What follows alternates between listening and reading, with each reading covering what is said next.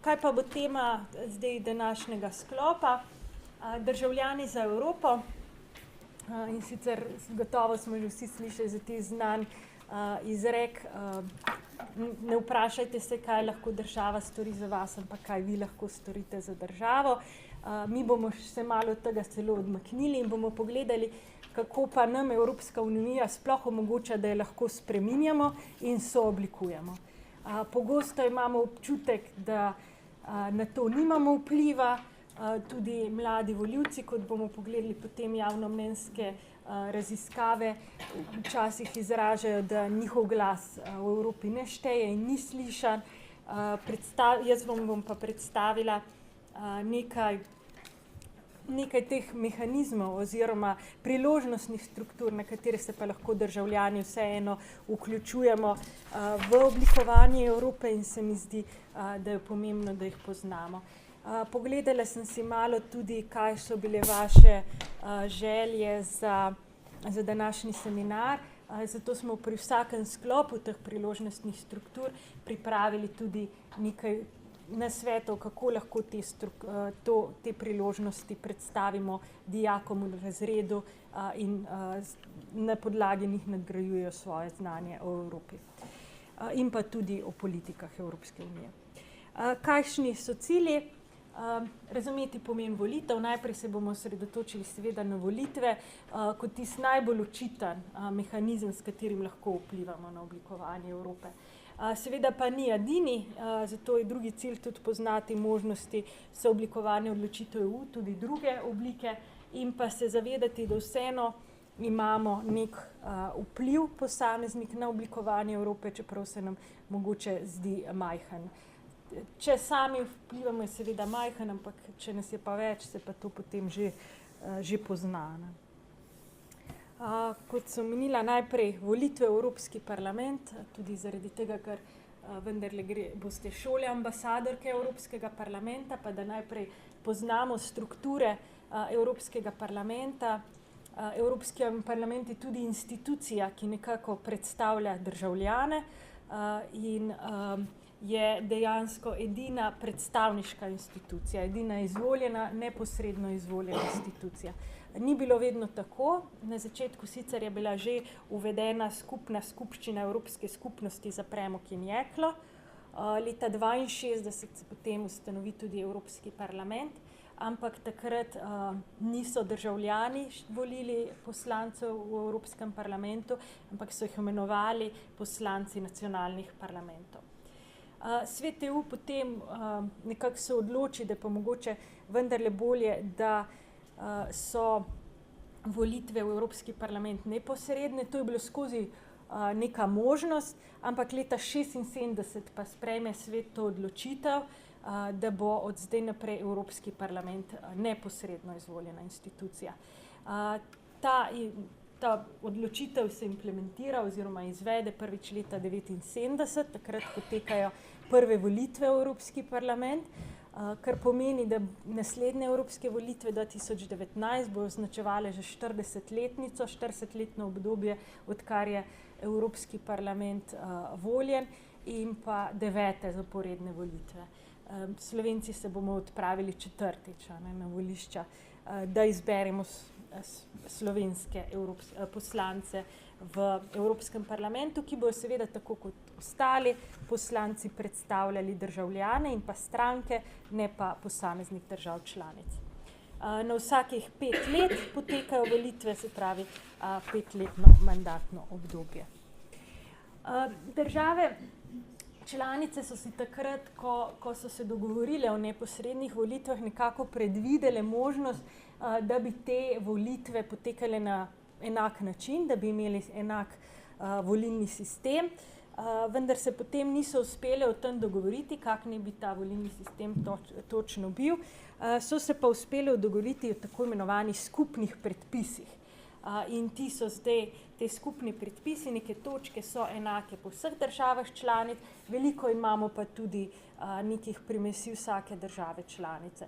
Mogoče je le toliko, da se zavedamo, da kljub temu, da vsi odhajamo na volitve za Evropski parlament, pa se te volitve malo razlikujejo. Ena od pravic, ki nam je vsem skupna, je pravica državljanov Evropske unije, se pravi tudi nas, da lahko volimo poslance v Evropski parlament tudi takrat, ko živimo v drugi državi članici. Ne? Se pravi, če bi živeli v Nemčiji, bi lahko odšli na volitve za Evropski parlament tja in tam izbirali poslance, ker konec koncev ti poslanci ne predstavljajo Nemčije, ampak predstavljajo državljane in pa stranko. Seveda, če gremo v Nemčiji na volitve, to ne pomeni, da gremo lahko potem tudi v Sloveniji, to bi pomenilo, da bi lahko dali dvojni glas in v nekaterih državah je to celo kaznivo. V praksi je pa to zelo težko nadzorovati, kar pomeni, da mogoče se pa kdaj vseeno zgodi, ampak načeloma imamo en glas. Tudi ta pravica prebivanja v drugi državi se potem drugače razume. Se pravi, tudi če mi imamo vsi pravico, ko prebivamo v drugi državi, oditi na volitve, pa potem države članice določijo, kaj prebivanje pomeni.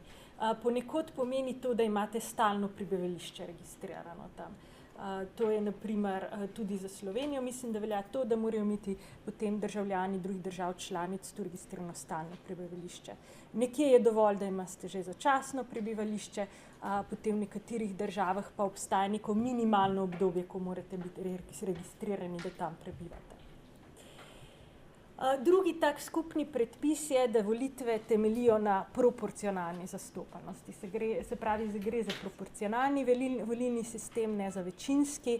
Za večinskega je navadno značilno, da potem si delijo te poslanske sedeže ena ali pa dve stranki, kar sicer pomeni zelo stabilen sistem, ampak manjše stranke pa ne dobijo svojih mest v parlamentu in ta manjšinska mesta, manjšinski interesi pridejo izpuščeni.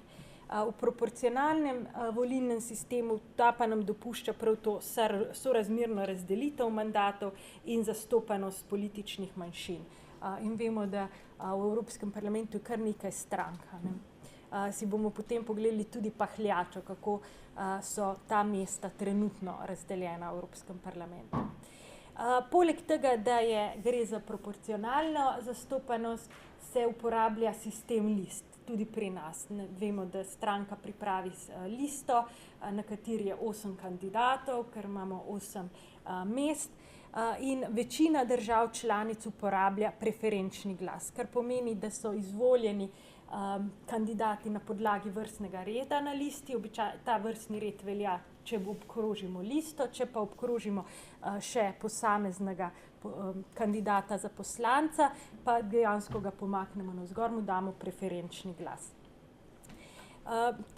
Take države, ki pa nimajo preferenčnega glasu, so Nemčija, Španija, Francija, Grčija, Portugalska, Združeno kraljestvo, Estonija, Madžarska in Romunija.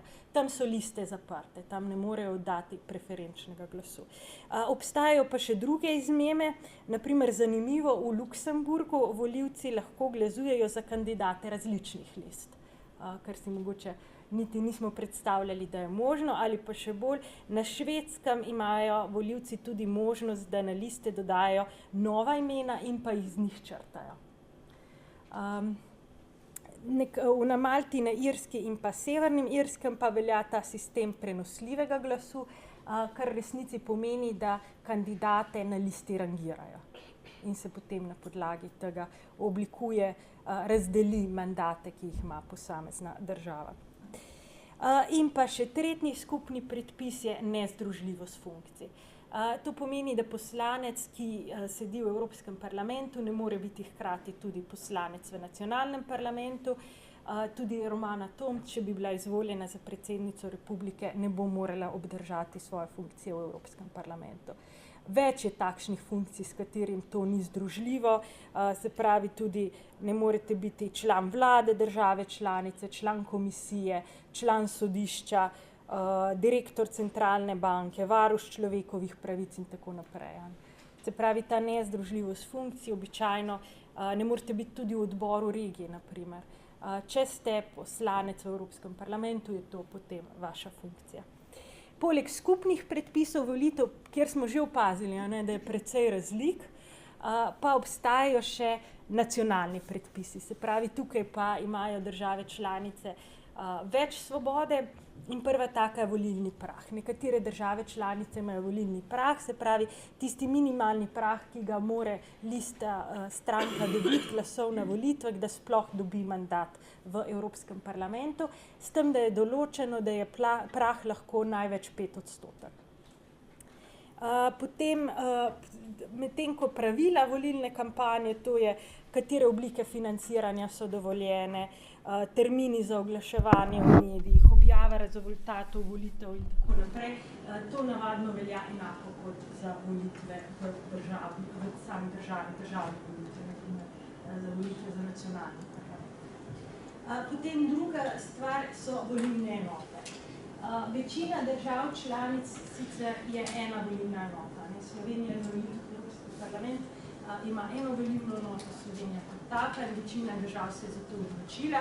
Nekaj pa se je odločilo, da imajo več, da svojo zemljo razdelijo na več regionalnih volilnih enot, in sicer Belgija, Francija, Irska, Italija in Združeno kraljestvo. Navadno tam, kjer imamo že neke regije in je to za njih mogoče bolj logično. Potem je glasovalna pravica. Skoraj v vseh državah članicah lahko odidemo na volitve, ko dopolnimo 18 let. Razen v Avstriji. Tam je volilna pravica že 16 leti, tako da že mlajši volivci odhajajo na volišča. V nekaterih državah je obvezna volilna udeležba, takih držav so 4, Belgija, Luksemburg, Cipar in pa Grčija. Zato tudi, ko gledamo javnomnenjske podatke, kakšna je bila volilna udeležba, moramo upoštevati, če je v teh državah višja, da je verjetno posledica te obvezne volilne udeležbe. In pa še ta informacija, če boste vi kot državljan Slovenije prebivate za dlje časa v Belgiji in koristite to svojo pravico, da volite v Evropski parlament v Belgiji, ta obvezno glasovanje velja tudi za vas. Potem pa, kar se pa tiče starosti za kandidaturo, pri nas, se pravi, pri 18 letih lahko volimo in pa lahko tudi kandidiramo za izvolitev v Evropski parlament. Nekje pa je ta starostna meja višja, in sicer v Bolgariji, Belgiji, Cipru, Češkem in Estoniji, na Irskem, Latviji, Litvi, Poljskem in Slovaškem je 21 let. Se pravi, morajo imeti mladi najmanj 21 let, da lahko kandidirajo na volitvah. Medtem ko na Poljskem, v Romuniji celo 23 let, v Italiji in Grčiji pa 25 let. Tako da vidimo kar nekaj razlik. In to so pomembne teme, ki jih lahko naslovimo tudi z dijaki. Sestava Evropskega parlamenta, 750 poslancev in predsednik, prepričana sem, da to že veste. In kot sem že omenila, evroposlanci niso razvrščeni po nacionalni pripadnosti, ampak po pripadnosti političnim skupinam in predstavljajo državljane. Poslancev izvoljenih v Sloveniji je 8 in število je določeno glede na število prebivalstva. S tem, da Lizbonska pogodba je tudi določila to sestavo parlamenta, da šteje 751 mest, prej se je to nekako spreminjajo glede na to, ali ko so se nove države članice priključevale, pa se je ta številka kar naprej povečevala. Se še spomnimo, ko smo mi imeli 7 mest, pa potem se je s to pogodbo, ko je pristopilo to pravilo v veljavo, korigirala ta številka in se je malo spremenilo. Nekatere države so dobile malo manj mest, mi smo dobili enega več. Minimalno ima država 6 poslancev, lahko maksimalno pa 96. In največ jih ima Nemčija. Tudi edina, ki jih ima toliko, najmanj pa Cipar, Estonija, Malta, Luksemburg, ki imajo po 6 mest. Zdaj bomo videli, kako bo, ko bo Združeno kraljestvo izstopilo, če si bomo teh 73 mest razdelili. To bi gotovo pomenilo, da bi imeli mi več poslanskih mest. Poglejmo si še sestavo sedeža v Evropskem parlamentu, to je ta pahljača in kot vidimo, je kar nekaj teh strank, se pravi 8 pa še samostojni poslanci in tu kaže na ta proporcionalni sistem in nekateri imajo tudi manj sedežev. Največ sedežev ima skupina Evropske ljudske stranke, zakaj to posebej omenjam. Mogoče se še spomnite gesla za volitve v Evropski parlament leta 2014, ki je bilo tokrat bo drugače in tista pomembna sprememba je bila, da smo z udeležbo na volitvah in tem, da smo volili za poslance oziroma listo, dejansko vplivali tudi na to, kdo bo predsednik komisije. Stranke oziroma poslanci takrat dogovorile, da bo vsaka predlagala enega kandidata za predsednika Evropske komisije, to so predlagale že pred volitvami in potem naj bi bil kot kandidat Evropske komisije potrjen tisti glede na stranko, ki je imela največ glasov. In skupina Evropske ljudske stranke je dobila največ glasov in oni so tudi predlagali Jeana-Clauda Junckerja kot naslednjega predsednika Evropske komisije. Tako da s tem ukrepom smo imeli prvič volivci malo več vpliva tudi na sestavo komisije, bolj neposrednega. In vemo, komisija ima vlogo pri oblikovanju predlogov zakonodaje in s tem dejansko smo državljani nekoliko bolj vplivali na samo delovanje Evropske unije. Kljub temu, da pa so bile volitve drugačne, zgleda, da tega v Sloveniji nismo tako zaznali.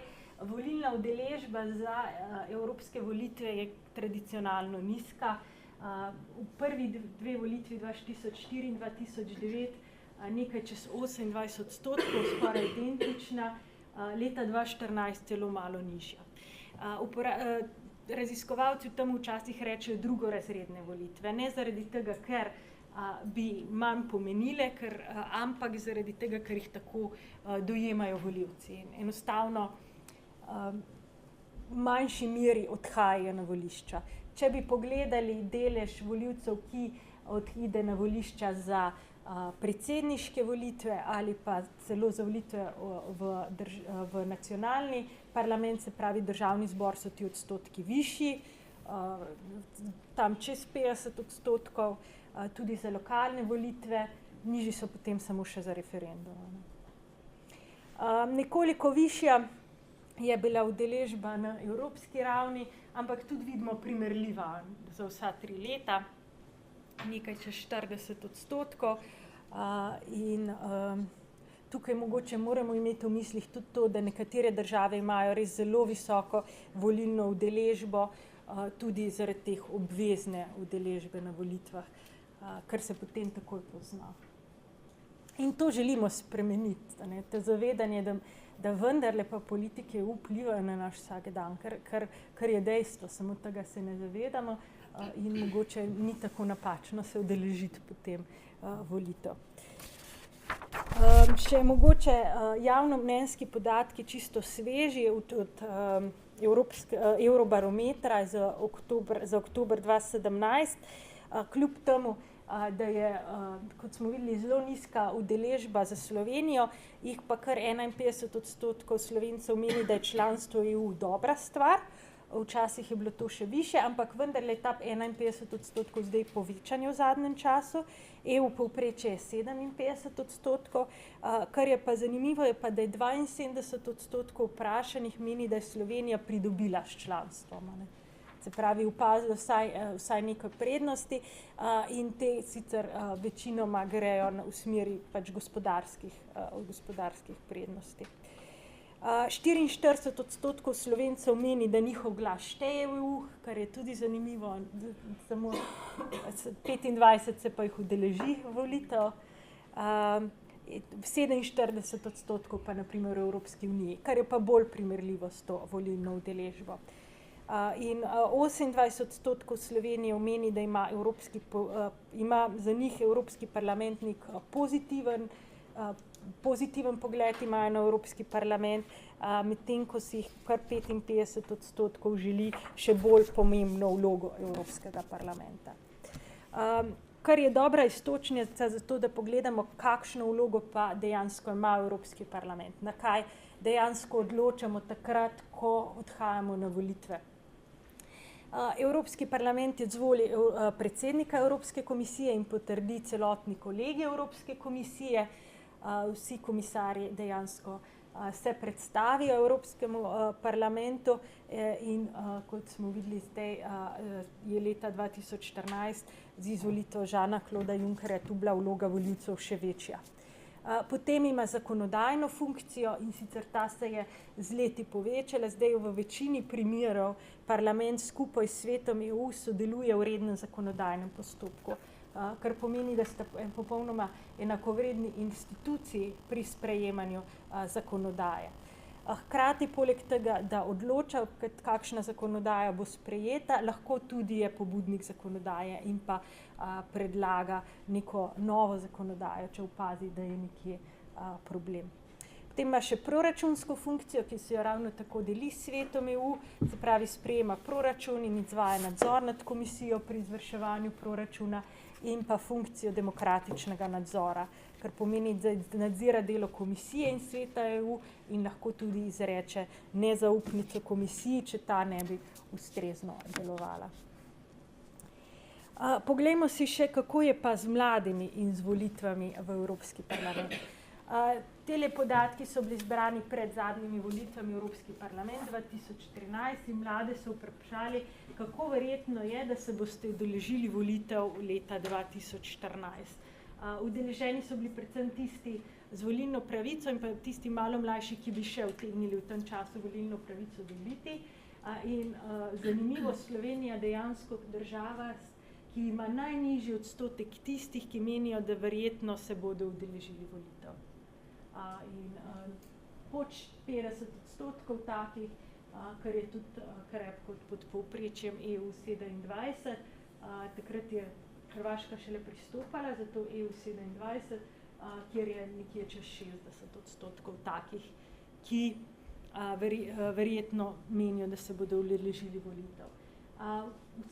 Drugače pa Belgija, Nizozemska, precej visoko, Švedska, Italija, Irska in tako naprej. Počasi tole pada, ampak izrazito pa je, ko primerjamo Slovenijo z drugimi državami. Čisto na konec sem jo postavila, kar nekako nam tako lepo pokaže, kako je tam najvišji odstotek tistih, ki verjetno se ne bodo udeležili volitev. Zdaj lestvica nam prikazuje 100%, če nekje je prazno polje do vrha, so to neopredeljeni. Tako da lažje interpretiramo. Pa še nek bližnji pogled na iste podatke, samo da jih imamo malo bolj razdeljene, se pravi, ponovno se v Sloveniji vidi, da jih je nekoliko več tistih, ki se zagotovo ne bodo udeležili volitev. Mislim, da je tole 18%, medtem ko je v EU takšnih 11%. Malo drugačna metodologija uporabljena, ampak drugače isti podatki. Kaj pa so razlogi, da mladi mogoče ne vidijo razloga, da bi se udeležili volitev? Tale rdeča linija nam predstavlja Slovenijo, modra EU povprečje in pa oranžna najvišje strinjanje. Da nisem vseh držav dala na graf, ker bi bilo potem dosti manjša preglednost, ampak kot lahko vidimo, razlogi za udeležbo na volitvah mladi prepoznavajo. Demokracija je pomembna, Evropa in evropske volitve so pomembne, volitve so ustrezen način za vplivanje na politične odločitve, volitve so moralna dolžnost. Vse to mladi v Sloveniji opažajo, ne? Celo kar se tiče to moralno dolžnost višje kot povprečje EU, ampak vendarle, ko pogledamo, če pa bi šli na volitve, pa jih je ravno v Sloveniji takšnih volivcev najmanj. Potem, kar se kaže v Sloveniji, da je malo manj takih, ki bi se strinjali s tem, zanimate politika in volitve. Se pravi, da je nizek interes za politiko. in pa volitve na Evropski parlament vplivajo na probleme, ki te zadevajo. Tu je tudi Slovenija nekako pod povprečjem Evropske unije, se pravi to nezavedanje, da pa dejansko ima to vpliv na naš vsak dan. Kakšni pa so razlogi za neudeležbo na volitvah v Evropski parlament? Poglejmo še obratno. Ponovno rdeča Slovenija, modra EU, oranžna pa nam kaže najmanjše strinjanje s trditvijo. In razlogi za neudeležbo so pa v glavnem moj glas ne šteje oziroma moj glas ne bo nič spremenil, nisem dovolj informiran, da bi lahko volil, Evropski parlament se premalo ukvarja s problemi, ki me zadevajo, evropska politika in volitve me ne zanimajo, politika in volitve na splošno me ne zanimajo in dejansko predvsem ti. Se pravi, ta nek občutek, da naš glas ne šteje in pa neko pomanjkanje informacij. Zdaj, kako lahko tematiko volitev prenesemo mogoče v razred, da lažje razpremo razpravo. Tukaj bi rada poudarila predvsem to, da to so samo ideje. Jaz verjamem, da vseh predlogov niti ne morete vključiti, imate različne pogoje, nekateri ne učite predmetov, kamor bi lahko umestili te aktivnosti, tako da to vzamete samo kot nek predlog, če so vam ti predlogi v redu, bomo veseli, če jih uporabite. Lahko jih tudi prilagodite glede na predmete, ki jo poučujete, glede na dijake, ki jih imate, glede na tip srednje šole. Ni pa to tisti obvezen del programa. Ne. Ena od takih reči je lahko najprej debata in pa te tematike, ki smo jih odprli že na začetku, ne. Znižanje starostne meje za volilno pravico na 16 let, neka razprava, ki se je odprla tudi zdaj pri predsedniških volitvah, mogoče tudi zvišanje starostne meje za kandidiranje na volitvah na 21 let. Ne. Pri nas smo že kar vajeni, da z 18 leti imamo to pravico, da tudi kandidiramo, mogoče lahko mlade povprašamo, kakšno bilo pa njihove stališče, če se jim ta pravica nekako odloži. In pa uvedba obvezne udeležbe na volitvah. Mogoče kot tretja taka trditev, s katero lahko razpravljate v razredu. Zdaj, to so vprašanja, ki jih lahko odprete in s katerimi dijaki razpravljate. Lahko pa organizirate strukturirano debato in to je ena od metodologij, ki se lahko uporablja. Minute so razdeljene na eno šolsko uro. Imate pa različne metodologije, tako da če najdete kakšno drugo, bo ravno tako v redu. Se pravi, na začetku si vzamemo nekaj časa, da se učenci pripravijo na debato, razdelimo jih dve skupini, na skupino, ki zagovarja trditev in skupino, ki je do trditve skeptična oziroma ji nasprotuje. Dobro je, da jim pripravimo neko gradivo, lahko so to kakšni novinarski članki ali pa kaj podobnega in pa v redu je, če to gradivo dejansko uporablja argumente tako za kot proti tej trditvi, da oboji najdejo neke argumente, ki jih lahko v debati uporabijo kot neko začetno točko, seveda jih spodbudimo, da tudi sami svoje mnenje vključijo. Po času, ko se skupina pripravlja, jih spodbudimo, da samo pripravijo argumente za svojo trditev, ampak tudi, da pogledajo, kakšne argumente bi njihova nasprotna skupina pripravila, da se lažje soočimo s temi kontraargumenti in pa v naslednjem koraku, da mogoče celo pripravijo vprašanja, neka iztočnice za nasprotno skupino, s katero bojo spodbijali njihove argumente. Jaz sem opazila v delu študenti, da zelo dobro deluje, če dijakom skupini razdelimo vloge. Lahko si jih sami, ampak da se ve točno, da ima vsak eno vlogo, ker potem s tem zagotovimo, da res vsi sodelujejo. Kar pomeni, da lahko rečemo, da si razdelijo vloge, kot je vodja skupine, tisti, ki pazi, da vsak prevzame eno vlogo in da se naloga izpolni. Potem spremljevalec časa, ki pazi, da v določenem času vsi to nalogo izpeljejo. Potem, kot bomo videli, zagovornik, ki predstavlja argumente skupine in pa tisti, ki postavljajo vprašanje nasprotni skupini. lahko teh vlog določimo še več, ampak če določimo vloge, potem damo ta indic, da mora vsak aktivno sodelovati. Potem pa poteka debata, se pravi predstavnik zagovornika prve skupine najprej predstavi argumente, potem še druga skupina predstavi argumente in potem sledijo vprašanja kritičnega občinstva, ki nekako sprašujejo skupino in na ta način skušajo spodbijati njihove argumente. Tu lahko tudi dodamo, lahko v vsaki skupini imamo dva zagovornika, da dejansko se dopolnjujeta ali pa zaporedno predstavita argumente. Več svobode je tu in na koncu si vzamemo nekaj časa, da mogoče oblikujemo konsens, kompromis, kaj pa skupaj kot razred, kakšno je naše stališče. Druga aktivnost je pa bolj aktualna, vezana na zdaj predvolilni čas. Jaz vem, da zdaj bo kmalu začel volilni molk, tako da je niti ne bomo mogli uresničiti, ampak če bo pa drugi krog, drugače pa za državnozborske volitve, mogoče lahko spodbudimo dijake, da malo spremljajo ta soočenja volilna oziroma na splošno kampanjo in naj bojo pozorni, kako pogosto se omenja Evropska unija, v kakšnih povezavah je Evropska unija omenjena, v kakšnih temah. Ste mogoče kaj spremljali soočenja za predsedniške volitve zdaj? Ste kaj zasledili, kako se, v katerih kontekstih se pojavlja Evropska unija? Ja, to pa ne bila tam, kjer so kandidirale kandidatke od tam, oziroma kandidatka od tam, drugače pa bolj manj. Bolj manj, ne? Jaz, kar sem še opazila z arbitražo, naprimer. Ja, pa z arbitražo. Ja, pa naprimer s temi obiski, ko so jih spraševali, kam boste šli na prvi obisk upravili v Bruselj. Ja, tako. Ja.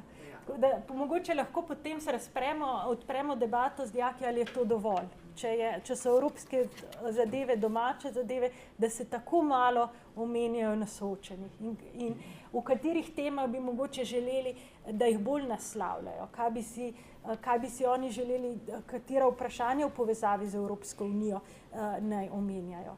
Lani je komisija predstavila belo knjigo o prihodnosti Evropske unije in mogoče bi želeli, da se kandidati tudi izrečejo, kje vidimo Slovenijo, z več povezovanja v Evropski uniji, z manj povezovanja v Evropski uniji, tudi ta vprašanja. Tako da dejansko lahko tudi ta soočenja, ki odpremo v povezavi z Evropsko unijo in na ta način spodbudimo mlade, da mogoče malo bolj aktivno sodelujejo v teh razpravah in na ta način participirajo in so bolj aktivni državljani. Kot ideja, se pravim, samo kot predlogi. In pa še predlog, ki pa je mogoče časovno najbolj obsežen, zato je primeren bodisi, da organizirate dan, ki je temu namenjen, gre za simulacijo volitev v Evropski parlament, ali pa da je to kot nek projekt, čez celo leto potekajo aktivnosti. Kako lahko to naredimo? Se pravi, dijake razdelimo v skupine, jim rečemo, da so stranke in naj vsaka skupina oblikuje svojo stranko. Določi ime svoje stranke, oblikuje logo stranke, izdela volilne plakate, oblikuje slogan, identificira ključne tematike, za katere si prizadevajo, kaj so njihove zahteve, ali je to varna raba interneta, ali je prihodnost energije, evropski trg dela, nezaposlenost mladih, kaj je tisto, kar bi jih zanimalo. Pripravijo volilni program, volilne kandidate, vrstni red na volilni listi, vse tako kot gre. Organizirajo mogoče celo volilno soočenje in soočijo svoja mnenja, predstavijo svoj volilni program in pa potem organiziramo mogoče celo volitve, pravi volilni imenik, glede na to, kdo vse je v razredu, volilne liste, volilno komisijo, volišče, preštejemo glasove in določimo zmagovalca, poskušamo upoštevati ta sistem preferenčnih glasov in to nam omogoča tudi medpredmetno povezovanje. Se pravi, matematika pri tem preštevanju glasov, pri določanju, kdo je zmagovalec, likovni pouk pri ustvarjanju plakatov in logotov, sociologija pri tem spoznavanju pomena volitev in pa slovenščina pri pripravi volilnega programa in povolilnega soočanja. bolj zahtevna aktivnost, se strinjam, ampak mogoče pa, če nekako razdelite čez daljše obdobje čisto izvedljiva ali pa za en dan, lahko tudi kaj od tega odmaknete, a ne, pa jim rečete, da pripravijo samo volilni program ali pa točke, ki jih zanimajo. Čisto potem prilagodite potrebam v vašem razredu. Takole nekako je izgledala glasovnica 2014, tako da nekaj tako lahko oblikujete potem še sami glasovnice za simulacijo volitev. Niso pa volitve edini sistem oziroma struktura, ki nam omogoča vplivanje na Evropo, in običajno te druge strukture manj poznamo, čeprav nam ravno tako omogočajo, da vplivamo na Evropsko unijo. Ste slišali za peticijo pri Evropskem parlamentu? Dejansko vsak državljan Evropske unije ima pravico, da naslovi na Evropski parlament sam ali v skupini peticijo, in sicer na področja, ki so pristojnosti delovanja Evropske unije. Navadno se peticija nanaša na zakonodajo, ki že obstaja, oziroma na njeno izvajanje, in s tem, ko podpišemo oziroma vložimo peticijo, zahtevamo oziroma se pritožujemo ali damo neko opombo na izvajanje zakonodaje EU. Ta peticije zbira odbor za peticije pri Evropskem parlamentu in potem jih preuči, in če gre za peticijo na področju delovanja Evropske unije, potem odloči, kako se bo to postopek naprej nadaljeval. Lahko ga preuči odbor za peticije, lahko ga dajo na drugi odbor, ki se ukvarja s tem področjem, ali pa celo Evropski komisiji, da ga preuči, in na ta način Evropski parlament opozori na kršitve pravice evropskih državljanov. Tako da bi jaz zdaj predlagala, da si pogledamo in tale kratek filmček, ki predstavi, kako delujejo evropske peticije, in da si bomo lažje predstavili in poznali ta mehanizem, ki dejansko vpliva na vse nas. No, preden se pojavi slika nazaj, mogoče lahko potem povem, da v drugi povezavi, ki bo prav tako na prosojnici in ki jih boste potem dobili po elektronski pošti, vas bo vodila pa na samo stran peticij pri Evropskem parlamentu, in tam boste našli seznam peticij, ki so trenutno odprte, in jih lahko pogledate. Tam se lahko kot državljani odločimo, ali bomo jih podpisali.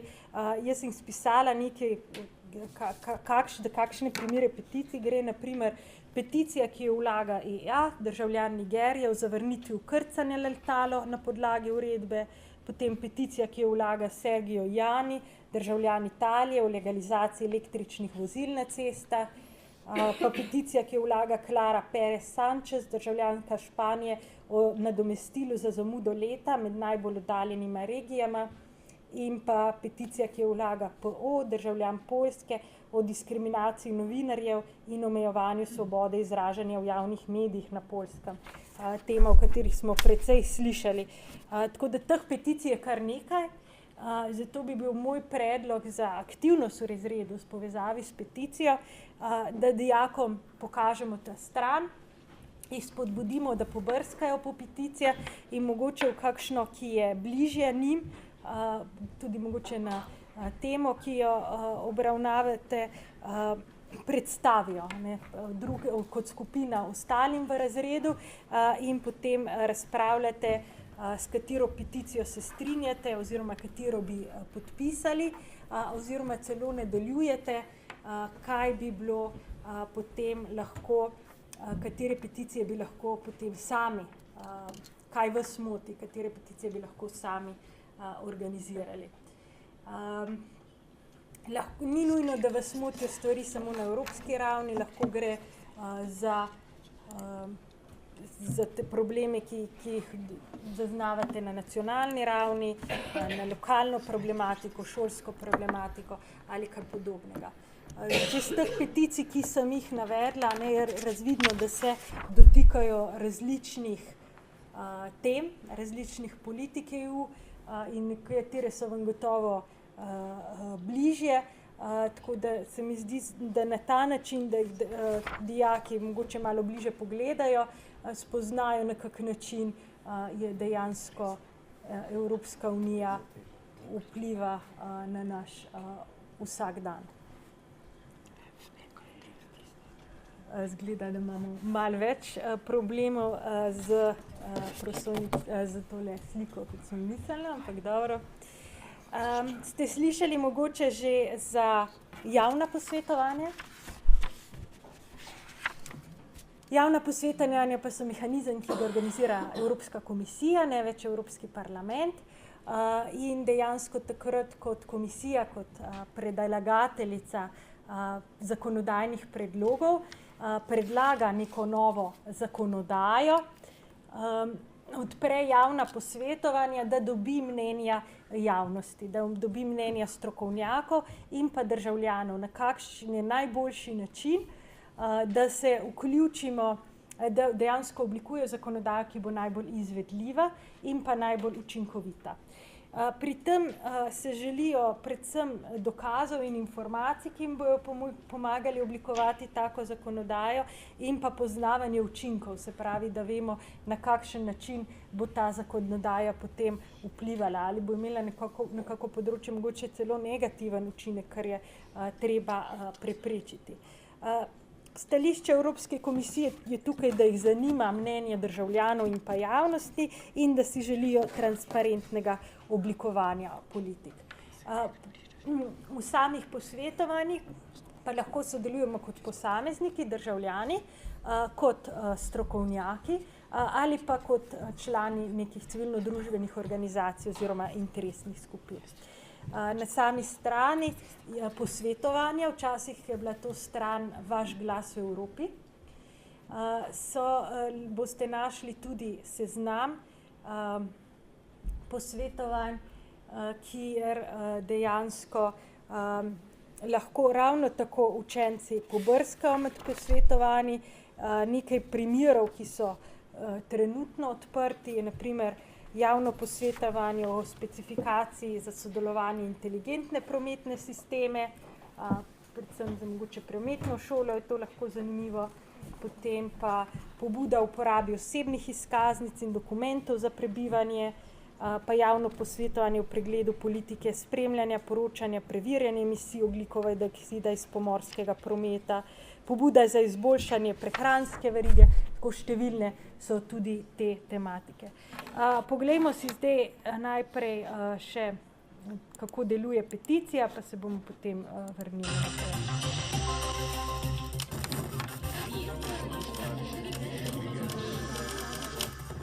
Hello, my name is Linnea, and I heard that you have gotten many petitions with many name signatures to the Parliament, and I wonder now, what do you do with it now? 2,5 millions de signatures rassemblées dans ces caisses, c'est une des pétitions les plus soutenues que le Parlement ait reçues. Ici, il s'agit d'ACTA, l'accord international anti-contrefaçon qui, selon les pétitionnaires, remettrait en cause un Internet libre et ouvert. Car oui, tout citoyen ou résident de l'Union peut interpeller directement les eurodéputés en leur présentant une pétition à titre individuel ou en association avec d'autres personnes. Présentée sous forme de plainte ou de requête, elle peut porter sur des affaires privées ou d'intérêt public tant que le ou les pétitionnaires sont directement concernés. La pétition est alors envoyée par voie postale ou électronique. Première étape, le bureau du secrétaire de la Commission des pétitions du Parlement européen. En 2011, nous avons reçu environ 1500 pétitions de tous les pays d'Europe. Et donc parmi ces 1500, je pense que l'on était aux environs de 800 ou 900 pétitions, sinon plus, recevables. C'est-à-dire, quand une pétition est recevable, il entre dans le domaine de l'activité de l'Union. Toutes ces pétitions n'aboutissent en effet pas toujours. Faut-il encore que leur objet relève de l'un des domaines d'activité de l'Union? Ces domaines d'activité, ce sont l'environnement, les droits fondamentaux, le marché intérieur, la justice, le transport et tout ce qui touche les questions de liberté de la presse, liberté d'expression, etc. La question de recevabilité est étudiée par écrit. Mais dans certains cas d'urgence, comme c'est le cas pour ACTA, la procédure peut être accélérée, avec comme ici une réunion à huis clos des coordinateurs de la commission des pétitions. L'ufficio dei coordinatori ha dichiarato ammissibile la petizione presentata contro l'accordo ACTA. Car en effet, une fois que la pétition est déclarée recevable par la commission des pétitions, son avenir peut se décliner de 3 façons. Elle est le plus souvent envoyée pour avis à la Commission européenne qui mène une enquête préliminaire. Parfois, la commission des pétitions la transmet à une autre commission du Parlement spécialisée dans le domaine dont il est question, comme par exemple l'environnement, l'industrie ou l'économie. Ou enfin, dans des cas exceptionnels, la commission des pétitions mène elle-même son enquête et transmet un rapport complet qui sera voté en session plénière. Noi possiamo andare oltre quello che decide la commissione esecutiva, possiamo interpellare le autorità locali, possiamo proporre delle missioni investigative se l'oggetto della petizione lo richiede, possiamo anche fare una richiesta di risoluzione in aula perché tutto il Parlamento si pronunci e prenda una posizione. Le but de la commission des pétitions est simple, attirer l'attention sur un problème particulier et ouvrir un débat. Reste la question de l'impact, pas toujours simple à chiffrer. Sur les dossiers environnementaux, de nombreux succès ont été enregistrés, mais ce ne sont pas les seuls. En 2011, un camionneur italien a par exemple obtenu gain de cause après avoir été doublement imposé par les fiscs italiens et allemands. Il s'est vu restituer ce qui lui avait été demandé à tort. Tale povezava na ta filmček je tudi v učbenikih, ki ste jih danes dobili, tako da lahko tudi tam najdete. Primer peticij smo že slišali in kot rečeno, aktivnost v razredu, da dijake mogoče zadolžimo, da vsak pogleda eno peticijo ali pa v skupini in na ta način razpravljamo in vidimo, na kak način Evropa vse vpliva na nas.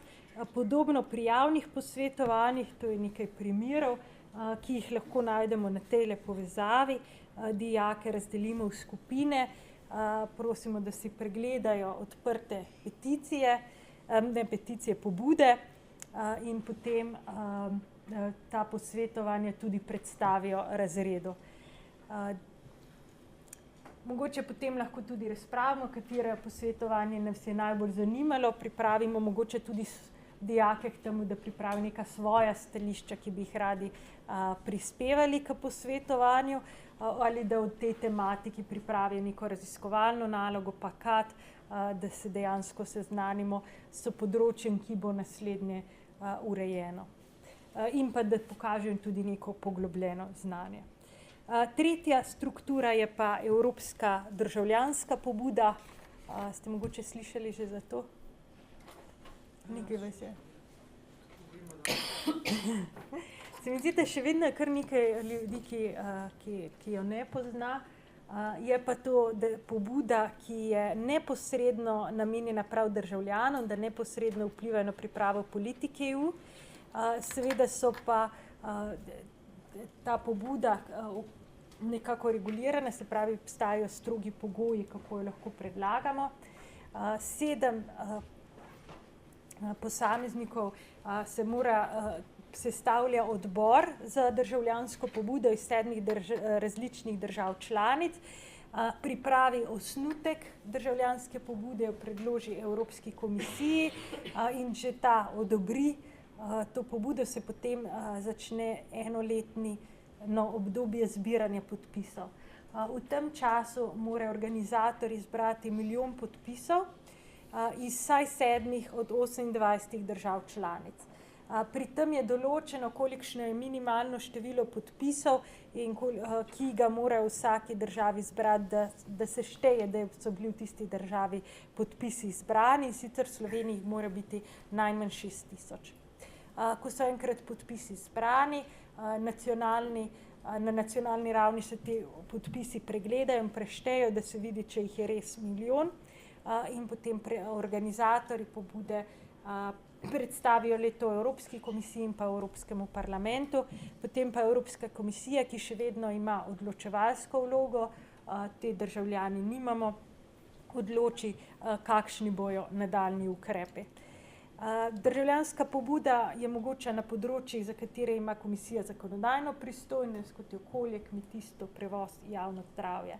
Zaenkrat so bile 4 takšne pobude, ki so bile uspešne v smislu, da so izbrale dovolj podpisov, 1 milijon v enem letu. To je Right to Water, voda in komunalna ureditev sta človekova pravica, voda je javna dobrina in ne blago, ki si dejansko prizadeva za to, da ima vsak državljan pravico do vode in komunalne ureditve. In ta, ki je bila prva, je tudi nekako najdlje na strani od Evropske državljanske pobude. Lahko spremljate, na kak način bo komisija poskušala te pobude vključiti v zakonodajo. Potem je eden izmed nas, ki se dotika predvsem prenehanja financiranja dejavnosti, ki predvidevajo uničenje človeških zarodkov na področju raziskav, in pa naprimer Stop Vivisection, ki predlaga nov evropski pravni okvir za postopno odpravo poskusov na živali, in pa zadnja, prepovemo glifosat ter obvarujmo ljudi in okolje pred strupenimi pesticidi. Kot lahko vidimo, ni bilo veliko od evropskih državljanskih pobud uspešni, zato se na pobudo Evropskega parlamenta novembra spreminja uredba o Evropski državljanski pobudi in bojo se obravnavano in se bojo sprejemali ukrepi za olajšanje udeležbe državljanov na tej pobudi.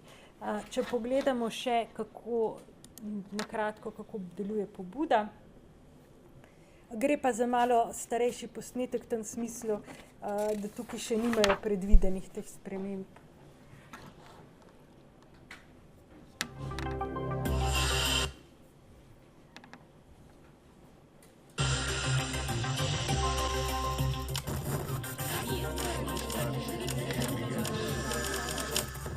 Hallo, mein Name ist Stefanie, ich komme aus Deutschland. Ich möchte gerne wissen, ob in der Bürgerinitiative, die es jetzt gibt, ob man da tatsächlich was ändern kann. In short, yes, in theory. But the road is long and strewn with challenges, so don't expect a project to become EU law overnight. When the European Citizens Initiative was woven into the Lisbon Treaty and launched in April 2012, it was hailed as a world first for transnational participatory democracy. It's a very good initiative, but it's one way of reconnecting or of connecting with European citizens who, especially in these austere times, have looked for institutions and politicians to blame. Shortly after the launch, some of the initiatives in the pipeline included animal transport, gay marriage, GM crops, and, marking Europe Day, the Commission's very first registration, Fraternity 2020, Mobility, Progress, Europe. The idea behind it is to intensify cultural and educational exchange in the name of European unity and solidarity. Any of that appeals? Well, beware. Turning a dream initiative into real legislation is not for the faint-hearted. First, you have to assemble 7 like-minded souls from 7 EU member states in a citizens' committee. Then sketch out your proposal and register it with the Commission. They've got 2 months to say yay or nay. If it's yay, now you have 12 months to collect 1 million signatures. Ready? Go. It can be on the streets or online, but must include a minimum from 7 member states. In the biggest, that's 74,000. In the smallest, 4,500. Phew. Then after everything's been verified by member states concerned, you have the chance to explain your initiative to a senior official in the Commission and to a public hearing at the European Parliament. The issue must fall within the legislative competence of the EU, for example, the environment, agriculture, transport or public health, but it can't require any changes to EU treaties. The Commission then will let you know if it's accepted, and if not, why not? Everyone agrees on several things. You need to understand the EU labyrinth, the areas it can initiate legislation in, and the treaties governing all its actions. And then you need to get networked. Here is an example, Friends of the Earth Europe, which wants the EU to enshrine no nuclear in its energy strategy. already we're noticing that just the inconsistency between how member states are applying that regulation in terms of the data that you need to collect presents us with some obstacles, that the way in which you collect the data will be different in different countries.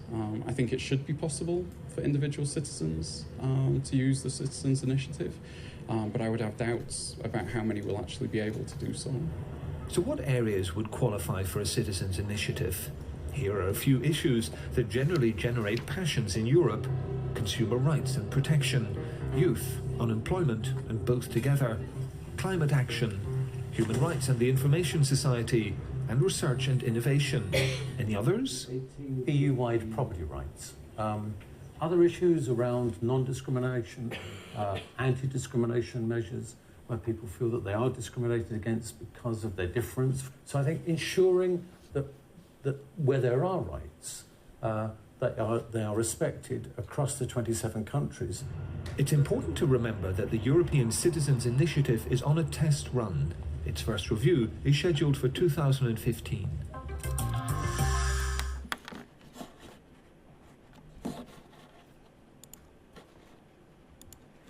Da pogledamo še, kakšna je lahko dejavnost v razredu, nekaj podobnega, se pravi, pogledamo seznam državljanskih pobud, ki so trenutno predlagane.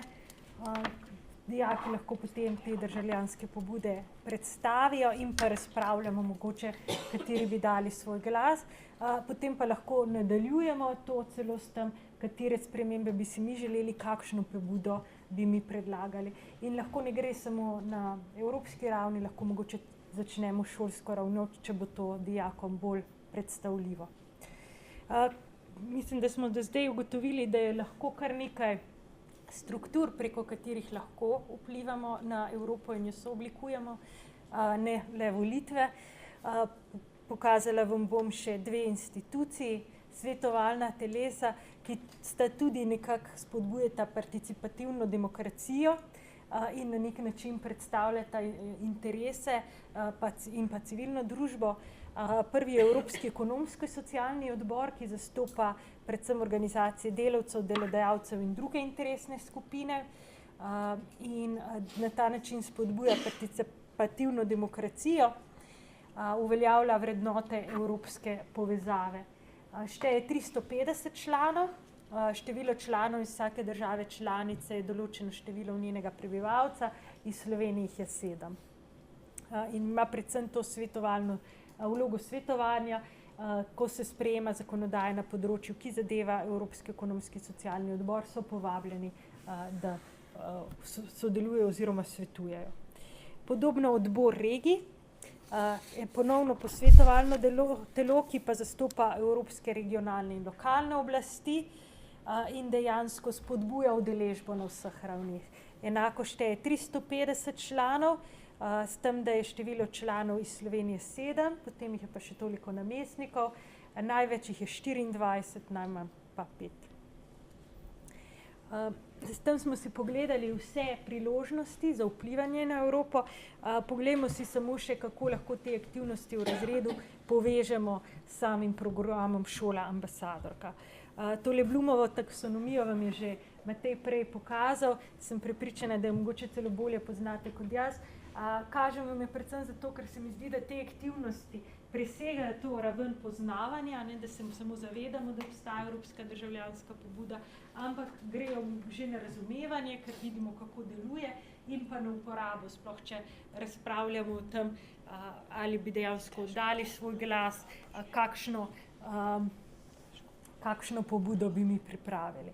Tako da dejansko vpliva potem tudi na druge načine znanja in pa lahko z njo tudi krepimo različne kompetence, ne vem, od spoznavanja v maternem jeziku, sporazumevanju v tujih jezikih, če prebirajo tudi kakoteršno tujo literaturo, digitalna pismenost, ker dejansko lahko uporabljajo elektronske medije, da pridobijo dodatne informacije ali od posvetovanj, ali od pobude, ali od peticije. Ne želimo si, da bi imeli vi dodatno delo, ampak da to delo nekako vključite v aktivnosti, ki vam jih nekako predpisuje program šola ambasadorka Evropskega parlamenta. In ena od teh aktivnosti se pravi vsebine EU, da predelate module v učbenikih. Nekako glede na vsebino modulov, s temi aktivnostmi pokrijete več ali manj vse module, razen prvega, ki je zgodovina Evropske unije, ker dejansko pogledate s tem različne politike EU, različne institucije, ki so lahko v to vključene, tudi stranke, potem sestavo parlamenta, ko imamo tole simulacije Evropskega parlamenta, ne, in pa predvsem volitve, ne, če imamo simulacijo, ali pa to spremljanje soočanj in volilne kampanje, in pa, ko pa obravnavamo različne pobude, posvetovanja ali pa peticij, pa predvsem politike EU, kar sega v več modulov, in potem lahko posamezne naloge v modulih pustite dijakom, da rešijo doma ali pa dodatno, če želijo.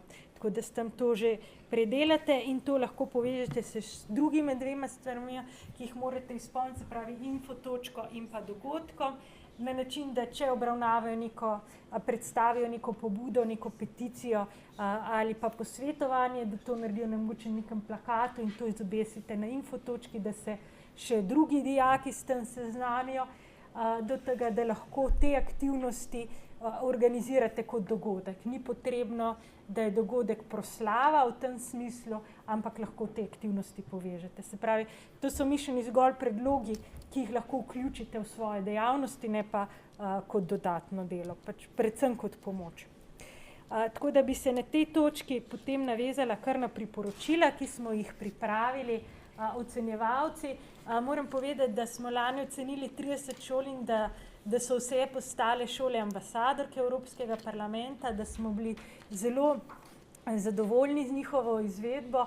Marsikatera šola nas je pozitivno presenetila, če ne celo vse. Časa je bilo lani res zelo malo, tako da ta priporočila vzemite predvsem dobro namerno za še izboljšati, ker če bi želeli nadgraditi svoje dejavnosti in pa mogoče boste opazili, da ste temu več ali manj tudi že sledili.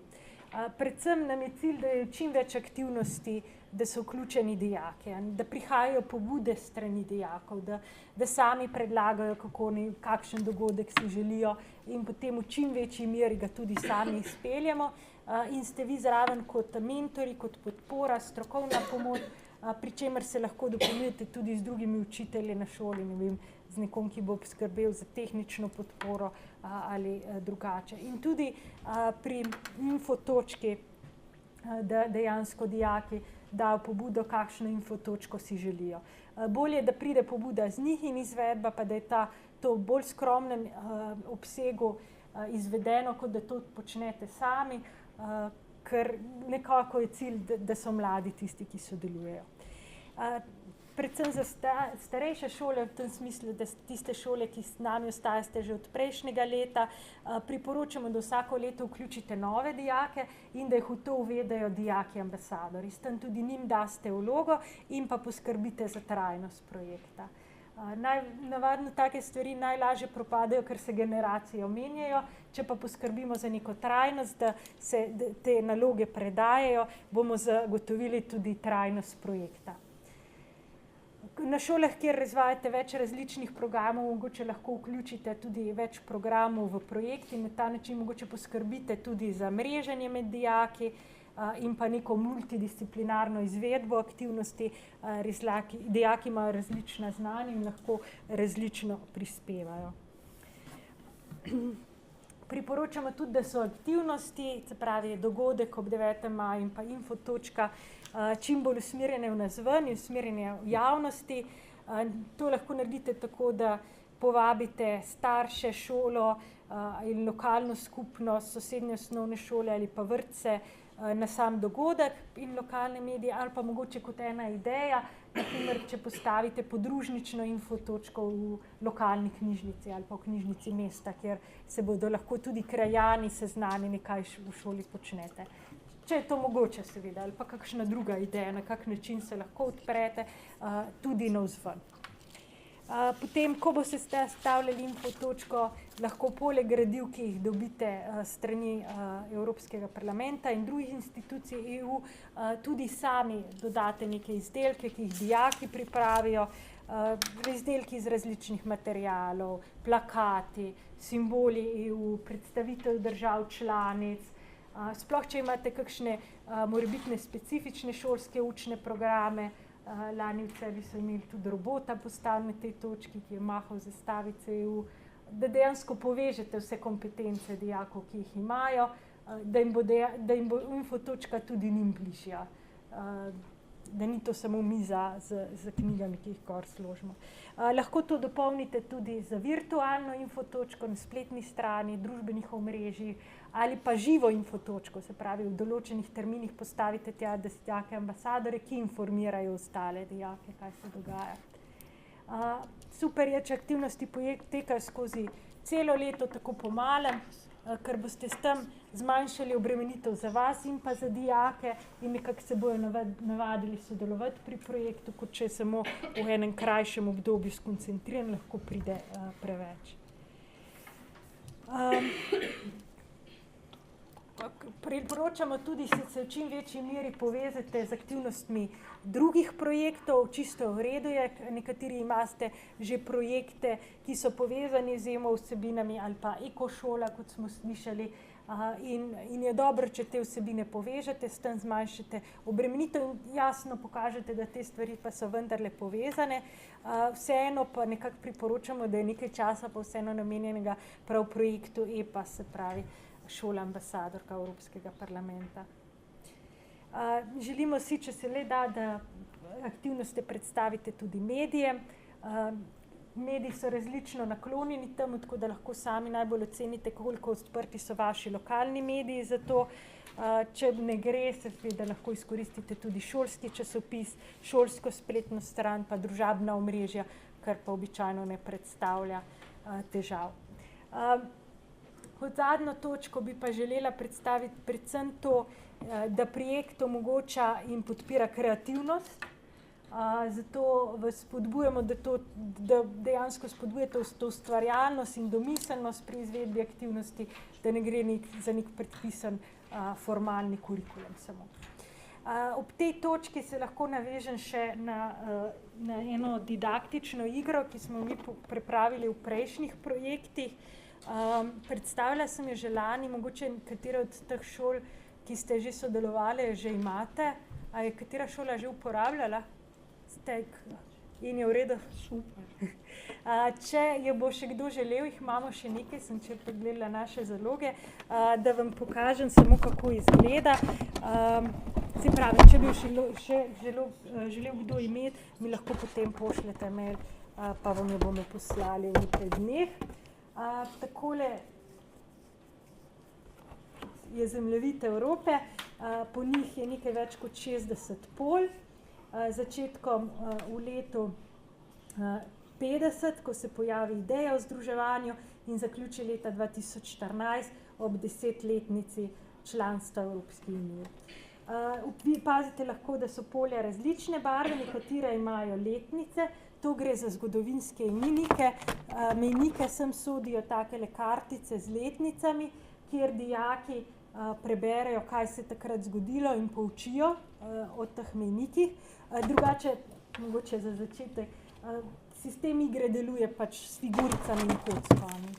Mečejo kocko in se s figuricami pomikajo po poljih, predvidejo nekako za 6 igralcev, lahko pa igraste tudi v 6 skupinah. Če pridejo na rumena polja, predstavlja to EU izziv in potem imate take kartice, ki jih dvignete in ki so lahko zelo zabavne, niti ne tako poučne. Naprimer, ena od turističnih znamenitosti Španije je tudi bikoborba.